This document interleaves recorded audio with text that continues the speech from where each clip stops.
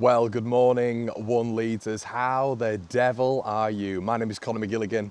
You're back here on another walk about what's going on in your world, and it feels very, very strange indeed.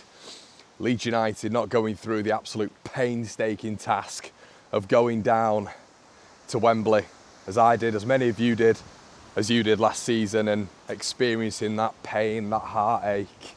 That is the loss which we've incurred several times. And I think it's Sheffield United's 7th, 8th, might even be 9th, I'm not even sure, time at Wembley. And how poignant is this? I've just come past this. There you go.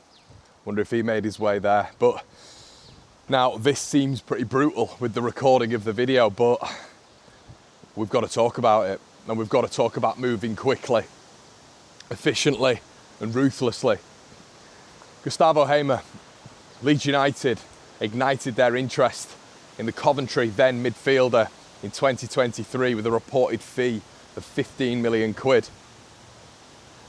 Then in 2024, it spiced up a heck of a lot. Leeds United went to Sheffield United and said, look, did you fancy it? We can give you a bit of dough. Here it is, it's on the table. Sheffield United responded with, he is not for sale, effectively at any price. Leeds were backed out, and that was confirmed by Angus Kinnear, that Leeds had approached Gus Hamer. Interesting thing is, by Gus Hamer, he has been on record saying he wants to play at the top level. So Leeds are at this point now, this junction where they have a long-term interest in this player. They can move on this player, but they've got to do it quick.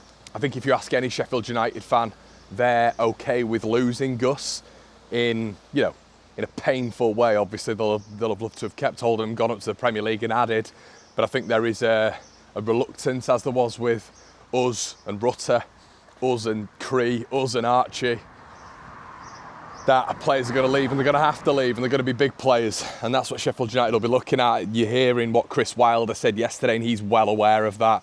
He said, I quote, we might lose some big players, some very big players for us this summer. And I think they will. I think you kind of look at Gus, I think he is going to leave. The interesting part of it is who will get there first, because I think there will be clubs in for him. I think we've just got to be careful with if it is us, how we go about it. Do we go in with a big offer? I would hesitate with that. I like Hamer. I think Leeds' recruitment department has shown signs of real next level credibility in terms of the players that we've bought in. So is there a potential other number 8 that we can look at? But what we've got to bear in mind is Leeds did approach Sheffield United and Gustavo Hamer, last summer with this recruitment in place. So they will have been waiting. They will have been almost like vultures, really, but that's what it is in football. We experienced it numerous times with Norwich taking all of our players back in the day. But that's kind of where they'll be, Leeds will be waiting in the wings for whoever was going to get promoted. And I think when it comes to player recruitment, Sunderland getting promoted does help Leeds. It helps Leeds on a real scale. And the reason behind that is because I don't think maybe Isidore, to be fair, would have been looking at, but I highly doubt it. But I think when you kind of look at the whole spreadsheet, I think Trey Hume, I think Dennis Sirkin, I don't think would have been in for these players. So I think the real credible one who Leeds will have been probably quite happy on is Gustavo Hamer, not being promoted and therefore being vulnerable to a signature.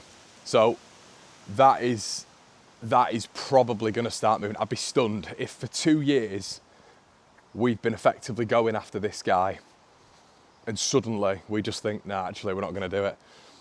I'd be surprised at that. I think, once again, we've got to look at the price. I don't think we should be paying anywhere near sort of 25, 30 million for him. I really don't.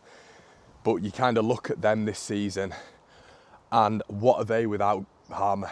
What are they without Hamer? Genuinely, anytime you've seen them, if he's not performing, if he's not at that level, Sheffield United just aren't that good. I think Gus makes everything tick in that team, everything.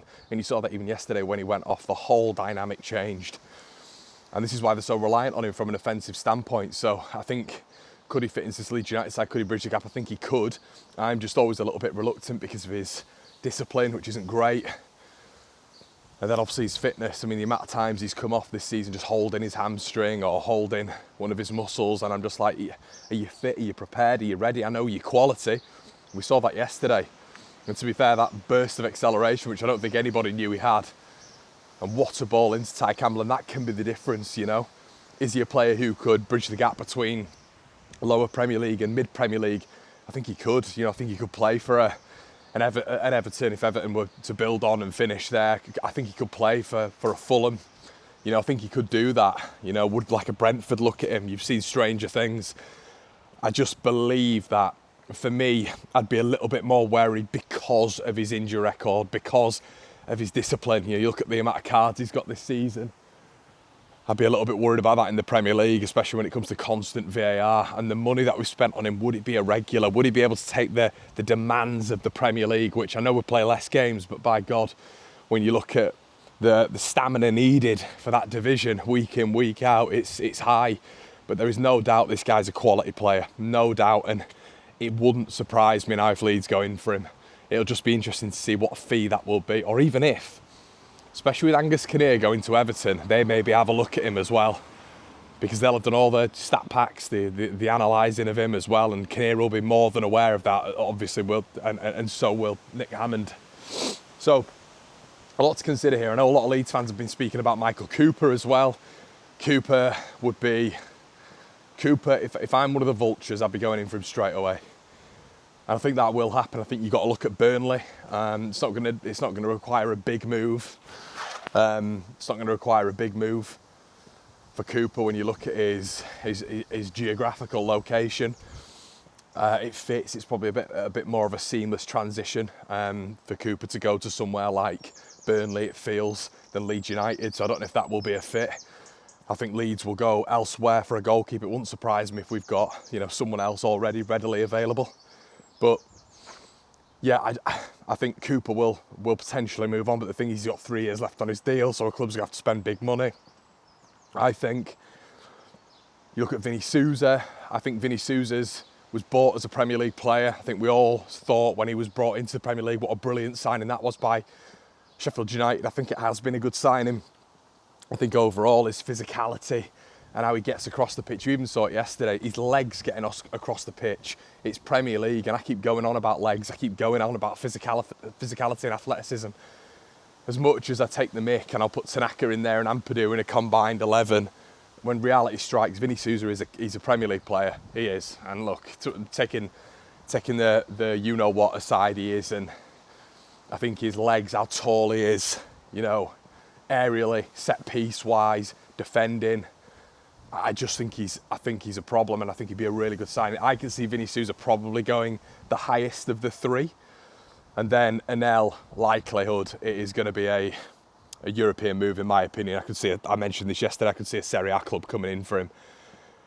But yeah, and once again, this is the thing. It's the vultures hang around, and the vultures wait for these things to come to the fore, and then they attack, and that's exactly what Leeds are going to be doing to Sheffield United, in my opinion. There is no chance that we don't go in for at least one of them, in my opinion. Gus Hamer is the obvious one, the absolute obvious one.